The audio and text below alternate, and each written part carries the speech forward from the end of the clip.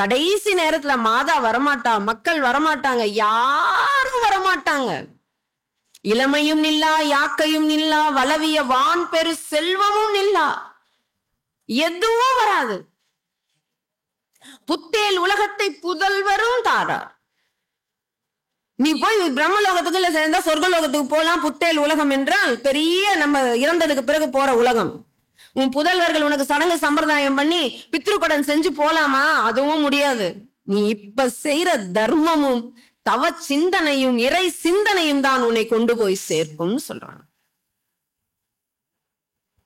அதனால இப்பொழுதே ஈடுகட்டி வருவோம். தைரியமாக விழிப்புணர்வோடு இந்த வகுப்பு இறைவன் கொடுத்த ஒரு அலாரம், ஒரு எச்சரிக்கை. கடவுள் எனக்கு ஆசீர்வாதத்தோடு இதை கொடுத்திருக்காரு. போனதெல்லாம் போட்டோம். நிறைவா சொல்லி ஒரு கதையை சொல்லி முடிச்சிடறேன். சொல்லிட்டே போகலாம். இதற்கு எப்படி இறைவனும் அப்படித்தான் இந்த கருத்துகளுக்கும் ஒரு நிறைவு, ஒரு எல்லை கிடையாது. இருந்தாலும் முடிச்சிடணும் இல்லையா? இவ்வளவு பேருடைய நேரத்தை எடுத்துக்கொண்டிருக்கோம் இல்லையா? சரி, ஒரு கதை சொல்றேன். அதாவது இன்னைக்கு யாரெல்லாம் பொழைச்சிக்க போறீங்கன்னு பார்க்கலாம் இந்த கதையை வச்சு. ஒரு விவசாயிகள்லாம் காலையில எழுந்து விவசாயத்துக்கு கிளம்பிடுவாங்க. அந்த விவசாயிக்கு வாட்ச் கிடையாது, வால் கிளாக் கிடையாது, அலாரம் கிடையாது. நம்மள மாதிரி செல்போன் வச்சு ஆஃப் பண்ணி விடுறதுக்குலாம் அவருக்கு செல்போன் கிடையாது. அவரா எழுந்துகிட்டாரு. கோழி கொக்கரக்கோன்னு கூவுச்சு. அப்பெல்லாம் அதுதான் அலாரம் இல்ல. இப்ப அலாரம் சவுண்டே அப்படி வச்சுட்டாங்க, அதையும் ஆஃப் பண்ணிட்டு தூங்கிடுறாங்க. அது கொக்கரக்கோன்னு கூவுது. இவர் என்ன நினைச்சிட்டாரு, விடிஞ்சு போச்சுன்னு சொல்லி தூக்கம் கலைஞ்சிருச்சு. எழுந்து அவரு விவசாயம் பண்ண போறாரு. ஆனா அவர் அப்படி நட்சத்திரம் இப்படி எல்லாம் பாக்குறாரு. என்ன டெய்லி இயற்கையை கவனிக்கிறவங்களுக்கு தெரியும். நட்சத்திர கூட்டம் இந்த திசையில இருக்கே, நிலா இந்த திசையில இருக்கே, இது வளர்பிறையில இந்த நாள் ஆச்சு, அது இப்படி இருக்காது. ஐயோ சீக்கிரம் எழுந்து வந்துட்டோம் போல இருக்கே, மணி 1 2 தெரியலையேன்னு சொல்லி அங்க ஆற்று படுகை, நல்லா ஆறு ஓடிட்டு இருக்கு. அங்கதான் அவருடைய விவசாய பூமி. என்ன பண்ணாரு, சரி வீட்டுக்கு எதுக்கு போறது, நல்லா நிலா இருக்கு, நல்ல சூரியன், நட்சத்திரங்கள், நல்ல ஜில்லுன்னு காத்து, சலன்னு அப்படியே ஆறு ஓடுது, நல்ல பறவைகளினுடைய அந்த கீச்சொலி, வண்டுகளினுடைய ரீங்காரம் ஜாலியா இருக்கே, கேட்டுக்கிட்டு இருக்கலாம் அப்படின்னு சொல்லிட்டு என்ன பண்றாரு, அப்படியே சாஞ்சுக்கிட்டு ஒரு கல்லு மேல அப்படியே சாஞ்சிட்டு ஜாலியா இயற்கையை ரசிச்சுட்டு இருக்காரு. சந்தோஷமா இருக்காரு. பக்கத்துல ஒரு பெரிய மூட்டை இருக்கு, பெரிய மூட்டை, கோணிப்பை தான். அது என்ன பண்றாரு, அந்த கோணிப்பையில இருந்து ஒரு அங்க அப்படி ஏதோ ஞாபகத்துல அந்த கோணிப்பை எடுக்கிற, நம்ம அப்படி பண்ணுவோம் இல்லையா, அங்க நிறைய கல் இருக்கு. அந்த கோணிப்பைகளை ஒரு கல்லா எடுத்து அந்த ஆத்துல அப்படியே போட்டுக்கிட்டே இருக்காரு. பெரிய கோணிப்பை போட்டுக்கிட்டே இருக்காரா, கொஞ்சம் அப்படியே தூக்கம் இழுக்குது. ஏன்னா இரவு சீக்கிரம் முடிச்சுட்டு வந்துட்டாரு இல்லையா, அப்படியே தூக்கம் இழுக்குது. ஆனாலும் அப்படி பண்ணிட்டே இருக்காரு. கடைசி எல்லா கல்லையும் போட்டாச்சு, ஒரு கல் எடுக்கிறாரு. நல்ல ஒரு சூரியன் 6 6:15 6:30 மணி தக தக தக தகன்னு அப்படியே சூரியன் மேல எழுந்து அப்படி வருகிறது. அந்த சூரிய ஒளி அவர் கையில இருக்கிற கல்லுல படுது. கண்ணு கூசுற அளவுக்கு வெளிச்சம். என்னன்னு பாக்குறாரு, வைரக்கல்லு இவ்வளவு பெருசு. எங்கம்மா அந்த ஆறு, எது அந்த மூட்டன்? இவ்வளவு நேரம் அவர் தூக்கி போட்டுட்டு இருந்தது என்ன, வைரக்கற்கள். வைரக்கற்கள் நிறைந்த மூட்டை அது பக்கத்துல இருந்தது. இவ்வளவு நேரம் அவர் அறியாம வைரக்கற்கள் என்று தெரியாமல் மூட்டையை போட்டாரு. கடைசியா ஒரு வைரக்கல் இருந்தது. எப்படி துடிச்சிருப்பாரு, கஷ்டமா இருக்கும். அவருக்கு ஒன்னும் சொந்தம்லாம் கிடையாது, தூக்கி போட்டாரு. ஆனால மனம் ஏத்துக்குமா? ஆனா இப்போ ஒரு வைரக்கல் புத்திசாலியா இருந்தா என்ன பண்ணலாம், போச்சு ஆளு அடிச்சுன்னு கடல்ல போய் போட்டுடுச்சு. ஆனா கடைசியா இவ்வளவு பெரிய வைரக்கல் இருக்கு. புத்திசாலியா இருந்தா இந்த வைரக்கல்லை வைத்து என் வாழ்க்கையை நான் மாத்திப்பேன். இப்ப நாம தான் அந்த புத்திசாலியா முட்டாளான்ற நம்ம தீர்மானம். இப்ப இந்த வைரக்கல் எது, நம்ம வாழ்க்கையில் நாம் கழித்த வீணான நாட்கள். இறைவன் அவ்வளவு வைரக்கல்ல நம்ம கொடுத்தாரு. இப்ப உங்களுக்கு ஒரு 50 வயதுன்னு வச்சுக்கோங்க, இல்ல ஒரு 30 வயதுன்னு வச்சுங்க, 365 போடுங்க, 100 வயதுனாலும் நம்ம எவ்வளவு நாள் வாழப்போறோம், 36,500 நாட்கள். 100 வயசு வாழ்ந்தாலும் 36,500 நாட்கள் தான் நம்ம வாழ்வோம். 100 வயசு வரைக்கும் 50 வயசு 60 வயசு கடந்தாலே எவ்வளவு தள்ளாமை வருது இல்லையா? எவ்வளவு நாள் நம்ம நல்ல பலத்தோட வாழ்வோம்னு நினைக்கிறீங்க? இப்ப எவ்வளவு நாள நம்ம வீணடிச்சிட்டோம் இல்லையா? தூக்கத்திலும் சாப்பாட்டிலும் நோயிலும் பாலகனாக இருந்து எத்தனை நாட்கள் வீணடிச்சிட்டோம். அந்த வைரத்துக்கு கூட ஒரு மதிப்பு இருக்கு. நம்ம இழந்த நாட்களை மீண்டும் பெற முடியுமா? பெறவே முடியாது. சரி, இப்ப கடந்த காலம் என்பது உடைந்து போன பானை, முடியாது. வருங்காலம் என்பது மதில் மேல் பூனை, யாருக்கு என்ன எப்ப நடக்குன்னு எதுவும் தெரியாது.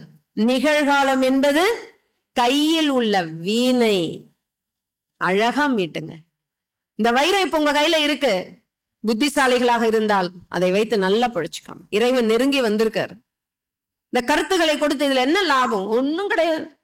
பெருமானார் சொல்றதுதான், வெறித்த உம்மால் ஒரு பயனும் வேண்டுகிறேன் என்பார் வள்ளல் பெருமானார். வெறித்த, உங்ககிட்ட என்னடா இருக்கு வெத்து பயனி கேட்கிறார் ஐயா. வெறித்த உம்மால் ஒரு பயனும் வேண்டுகிறேன். நீ நல்லா இருக்கணும் தான்டா இவ்வளத்தையும் நான் சொல்றேன். நீ வேற நான் வேற கிடையாது என்ற அதே வார்த்தைகளை பதிவு செய்கிறார். அவர் வார்த்தைகளே பதிவு செய்கிறார். சோ ஒவ்வொரு ஆன்மாவும் உய்வு பெறணும். அப்பதான் சன்மார்க்க உலகம் மலரும். உலகம் அமைதி பெறும். உலகத்துல அமைதி இல்லை. இந்த உலகத்தை அக்கறையா பாருங்க, சமுதாயத்தை அக்கறையா நேசிங்க. இறைவன் படைத்த உலகம் வெறும் கோயிலையோ கர்ப்பகிரகத்துல மட்டுமா கடவுள் இருக்கிறார்? இயற்கையில ஒவ்வொரு இடத்துலயும் கடவுளை பாருங்க. இயற்கையை பாதுகாங்க, சமுதாயத்தை நேசிங்க, உயிர்களை நேசிங்க. இந்த சமுதாயம் இப்படி கஷ்டப்படுது, நீங்க அழுவுங்க, இறைவன் உங்களுக்குள் அப்படி நிறைவார். நீங்க சொல்றதெல்லாம் இயற்கை கேட்கும். நம்ம மட்டும் இருந்தோம், நம்ம மட்டும் வாழ்ந்தோம், நம்ம மட்டும் போனோம்னு நினைக்கிறதுக்கு எதுக்கு வாழ்க்கை? பிறருக்காக வாழ்ந்து பாருங்கள். பிறருக்காக ஒரு செகண்ட் சிந்திச்சு பாருங்க. பிரார்த்தனை பண்ணுங்க. ஐயாவுடைய பிரார்த்தனையில் மிகப்பெரிய பிரார்த்தனை, அரிய பிரார்த்தனை, எல்லா உயிர்களும் இன்புற்று வாழ்க. இல்லையா? எல்லா உயிர்களும் இன்புற்று வாழ்க. ஐயாவுடைய நிறைவு வரிகளை சொல்லி பாடுறேன். அகவல்ல ஐயா நிறைவா சொல்லுவாங்க, ராமலிங்கம் நான் எங்க இருக்கேன் தெரியுமா? ஐயா அவகிட்ட வந்து இறைவன் சொல்றான், நீ என்னை எவ்வளவு நாளா உண்மை உரைத்தருளேன்னு கேட்டியே, என் உண்மையை உனக்கு சொல்றேன். உயிருள் யாம் எம்முள் உயிர். நான் எங்க இருக்கேன்? எல்லா உயிர்களும் எனக்குள் இருக்கிறது. எல்லா உயிர்களுக்குள்ளும் நானே சர்வ வியாபியாக இருக்கிறேன். உயிருள் யாம் எம்முள் உயிர், இவை உணர்ந்தே உயிர் நலம் பரவுக என்று உரைத்தமை சிவமேன்னு சொல்லி நிறைவா சொல்வாரு. அப்ப இனி என்ன நீ பண்ணணும்? உலகினில் உயிர் உறும் துன்பமெல்லாம் விலக நீ அடைந்து விலக்குக மகிழ்க. இந்த உலகத்தில் உள்ள உயிர்கள் உறும் துன்பம் எல்லாம் விலக நீ அடைந்து விலக்குக மகிழ்க. இதுதான் சுத்த சன்மார்க்க உணர்வு. எந்த உயிர் துன்பப்பட்டாலும் அந்த உயிர் அங்கு இறைவன் தான், அது நானே தான். அடுத்த வரி சொல்வார், சுத்த சன்மார்க்க சுகநிலை பெருக உத்தமன் ஆகுக ஓங்குக என்றனை. இறைவன் சொல்றாராம், ஓகே இது உனக்கு கிடைச்சிருச்சு இல்ல, இந்த அறிவு உனக்கு பெற்றுட்டல்ல, இதுதான் சுத்த சன்மார்க்க சுகநிலை. அது இன்பமும் இல்ல துன்பமும் இல்ல, சுகமா வாழலாம். இந்த ஆத்மா அடைய போற அந்த சுகம் இருக்கு பாருங்க. யாருக்கு இந்த அறிவு பெற்று விட்டார்களோ, எல்லா உயிரும் ஓர் உயிரே, நான் வேற அது வேற இல்ல என்கிற இந்த உணர்வை பெற்றதுதான் சுத்த சன்மார்க்க சுகநிலை உணர்வு.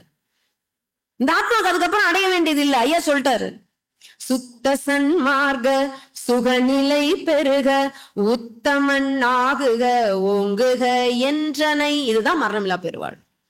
போற்றினின் பேரருள் போற்றினின் பெருஞ்சீர் ஆற்றலின் ஓங்கிய அருட்பெருஞ்சோதி.